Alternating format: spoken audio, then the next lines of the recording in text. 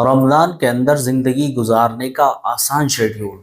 जी हाँ, आज की इस वीडियो में मैं बताने के लिए जा रहा हूँ कि किस तरह से आसानी के साथ आप इस शेड्यूल को अपनाकर अपनी ज़िंदगी के अंदर करोड़ों नेकियों का इजाफा कर सकते हैं और अपने घर वालों के लिए और अपने खुद के लिए मग़फ़िरत का कितना बड़ा आप ज़रिया बन सकते हैं। अस्सलामु अलैकुम वरहमतुल्लाहि वबरकातुहू। नाज़रीन इकराम, उम्मीद करता हूँ कि आप तमाम हज़रात खैरियत से होंगे। नादरीन, जैसा कि आप तमाम को मालूम ही है कि रमज़ानुल मुबारक बहुत करीब आ चुका है और हमें रमज़ानुल मुबारक की तैयारियां करनी चाहिए। जबकि तैयारियों के ऊपर मैं पहले भी 2 वीडियोस बना चुका हूं और इस वीडियो को बनाने का मकसद मेरा सिर्फ इतना सा है कि हम रमज़ानुल मुबारक के अंदर अपनी ज़िंदगी को किस तरह से गुजारें।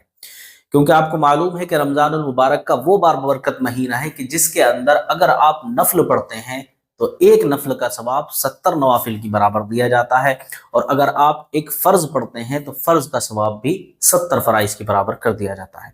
और इसी तरह आपकी किसी भी तरह की नफल इबादत हो तो वो डायरेक्टली फ़र्ज की बराबर मकाम व मर्तबा अपना पा लेती है। तो आपको रमज़ान मुबारक के अंदर अपनी ज़िंदगी का शेड्यूल बना लेना है, क्योंकि बगैर शेड्यूल के हम रमज़ानुल मुबारक को भी बिल्कुल ऐसे ही वेस्ट कर सकते हैं जिस तरह से हमारा पूरा साल वेस्ट हो जाता है। तो आपने देखा होगा कुछ लोग ऐसे हुआ करते हैं जो सहरी करने के बाद जो फजर की नमाज पढ़कर सोते हैं तो फिर वो जोहर के टाइम उठते हैं, और कुछ लोगों को तो हमने यहाँ तक देखा है कि वो मगरिब के टाइम यानी इफ्तार से थोड़ा वक्त पहले उठते हैं और उठकर बस आंखें ऐसी खुलती हैं उनकी और इफ्तारी कर लेते हैं। तो इस तरह के रोजे रखने का कोई भी फायदा नहीं होता। उलमा इकराम फरमाते हैं ये सीधे सीधे उनके फाके हैं, कोई भी इससे इनको फायदा हासिल होने वाला नहीं।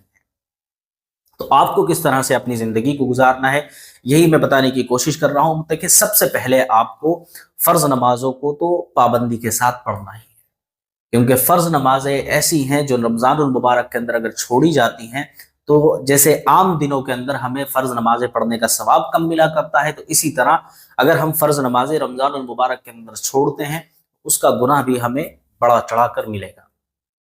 क्योंकि रमज़ानुल मुबारक के अंदर उलमा इकराम फरमाते हैं अगर कोई शख्स एक गुनाह करता है तो उसको गुनाह का भी जो अजाब है वो भी बड़ा चढ़ा कर दिया जाता है। इसी तरह हज़रत अली करमल्लाहु वजहुल करीम एक कब्र वाले के बारे में इरशाद फरमाते हैं कि एक कब्र वाले के ऊपर अजाब हो रहा था, तो उसके लिए जब अल्लाह रब्बुल इज़्ज़त की बारगाह में दुआ की गई तो आवाज़ आई कि ए अली, इसके लिए दुआ न करें, क्योंकि ये बंदा रमज़ान मुबारक के अंदर रोज़े तो रखा करता था, दिन के अंदर तो रोज़े रख लिया करता था, लेकिन रात की तारीकी में गुनाह करने से बाज नहीं आया करता था, जिसकी वजह से इसके ऊपर अजाब हो रहा है। आप अंदाज़ा करके देख सकते हैं और अपने ऊपर गौर करके देख सकते हैं कि हमारे क्या हाल है। हमारी रातें गुनाहों से खाली हैं। मोबाइल के अंदर उल्टी सीधी चीज़ें देखना, इधर उधर की बातें करना और गाली गलौज करना, ये हमारी ज़िंदगी का शेड्यूल बन चुका है। हमें रमज़ान मुबारक के अंदर ख़ास तौर पर इस शेड्यूल को चेंज करना है। सबसे पहले हमें अपने सारे गुनाहों से तौबा कर लेनी है और उसके बाद रमज़ान मुबारक को हमें इस तरह से गुजारना है कि सबसे पहले हमारी कोई भी नमाज क़ज़ा नहीं होनी चाहिए।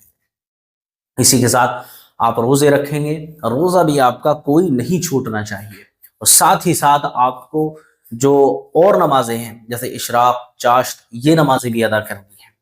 क्यों? क्योंकि देखें, जिस तरह आपको मैं बता चुका हूं कि नफल का सवाब फर्ज की बराबर हो जाता है, तो अगर आप नवाफिल इस रमज़ान मुबारक के अंदर अदा करते हैं तो इसका भी सवाब आपको काफ़ी बड़ा चढ़ा कर मिलने वाला है। तो आपको ये नमाजें पढ़नी है और ख़ास तौर पर आपको तहज्जुद का अहतमाम करना है। तहज्जुद पढ़ना आम दिनों के मुकाबले रमज़ान मुबारक के अंदर काफ़ी हद तक आसान हो जाती है, क्योंकि आपको सहरी के अंदर उठना है। सहरी के वक्त जब आप उठें तो सबसे पहले वज़ू कर लें, वज़ू करने के बाद 2 रकात नमाज पढ़ लें, नमाज पढ़ने के बाद आप सहरी करें और सहरी करने के बाद आप कुरान अज़ीम की तिलावत करें या कुछ और औराद व वज़ाइफ कर लें। जिस तरह आप अपना वक्त गुजार सकते हो गुजारें। हरगिज़ आपको सहरी करने के बाद सोना नहीं है, क्योंकि अगर आप सो जाएंगे तो आपकी फजर की नमाज चली जाएगी। आपको फजर की नमाज का इंतज़ार करना है और नमाज पढ़ने के बाद आप थोड़ी देर आराम कर सकते हैं। सबसे पहले आपको ये काम करना है। साथ ही साथ अपने घर के जो छोटे छोटे बच्चे हैं उनको भी आपको अपना टाइम बर्बाद करने नहीं देना है, उनको भी आपको दीन की तरगीब दिलानी है। किस तरह से दिलानी है? आप उनके लिए भी अलार्म सेट करके रख सकते हैं और सहरी में उठाएं। अगर बच्चा नाबालिग है, रोज़ा रखने के काबिल नहीं है, तो उसको नमाज़ों की तरगीब दें, नमाज़ें पढ़ाएं और फजर की नमाज के लिए भी अपने साथ लेकर जाएं और لڑکی ہے تو گھر میں نماز پڑھنے کی اس کو ہدایت دیں۔ اسی طرح آپ اپنے گھر کے چھوٹے چھوٹے بچوں کو قرآن عظیم پڑھنے کی بھی ترغیب دیں۔ اگر قرآن عظیم پڑھنا نہیں آتا ہے تو آپ ایک ٹائم بنا لیں کہ اس ٹائم اٹھ کر تمام لوگوں کو قرآن عظیم پڑھنا ہے۔ جو قرآن پڑھنا جانتے ہوں ان کو ہدایت دیں کہ یہ جو چھوٹے بچے ہیں گھر کے، ان کو قرآن عظیم پڑھنا سکھائیں، اور جو جانتے ہیں قرآن عظیم پڑھنا تو ان کو بھی چاہیے کہ کم از کم ایک پارہ روز قرآن عظیم کا ضرور پڑھیں۔ اس طرح سے آپ رمضان المبارک کا اپنا شیڈول بنا سکتے ہیں۔ اسی طرح جیسے آپ سارا دن گزاریں گے، سب سے پہلی بات آپ کو زیادہ ٹائم سونا نہیں ہے۔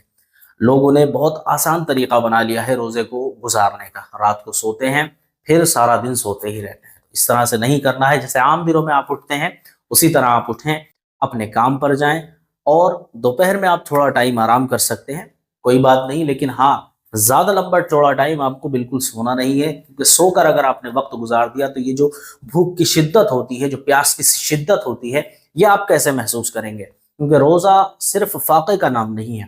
روزہ مسلمانوں پر فرض صرف اسی لیے کیا گیا ہے تاکہ یہ بھوک اور پیاس کی شدت کو پہچانیں اور یہ سمجھنے کی کوشش کریں کہ جو فقیر لوگ ہوا کرتے ہیں، جو غریب لوگ ہوا کرتے ہیں، جن کو کھانا نصیب نہیں ہوتا، وہ بھوک اور پیاس میں کس طرح سے اپنی زندگی کو گزارتے ہیں۔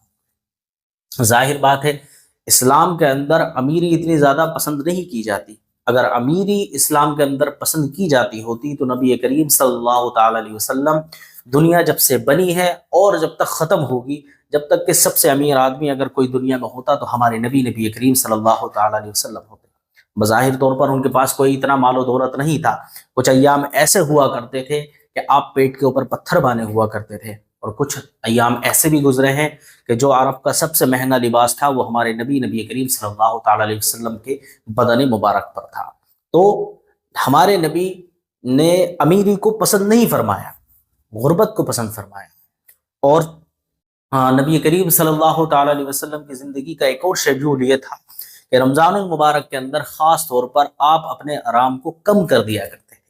کتنا کم کر دیا کرتے تھے کہ حضرت عائشہ فرماتی ہیں کہ نبی کریم صلی اللہ تعالی علیہ وسلم رمضان المبارک کے اندر بستر پر کم تشریف لایا کرتے تھے اور عبادت میں اپنا وقت زیادہ گزارا کرتے تھے۔ اب آپ اندازہ کریں جو نبی کبھی رات میں اتفاقاً ہی سویا ہو، ہر روز عبادتیں ہو رہی ہیں، ہر روز تہجد پڑھی جا رہی ہے، اس طرح کی عبادتیں کیا کرتے تھے، تو رمضان المبارک کے اندر وہ اس سے بھی بڑھ چڑھ کر عبادتیں کیا کرتے تھے۔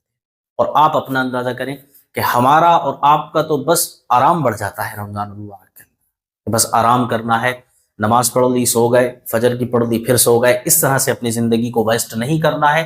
جو میں نے اس ویڈیو کے اندر بتایا ہے، اس طرح کا شیڈیول آپ کو اپنی زندگی کے اندر بنا لینا ہے کہ رمضان المبارک کے اندر آپ کو اس شیڈیول کے مطابق اپنی زندگی کو گزارنا ہے۔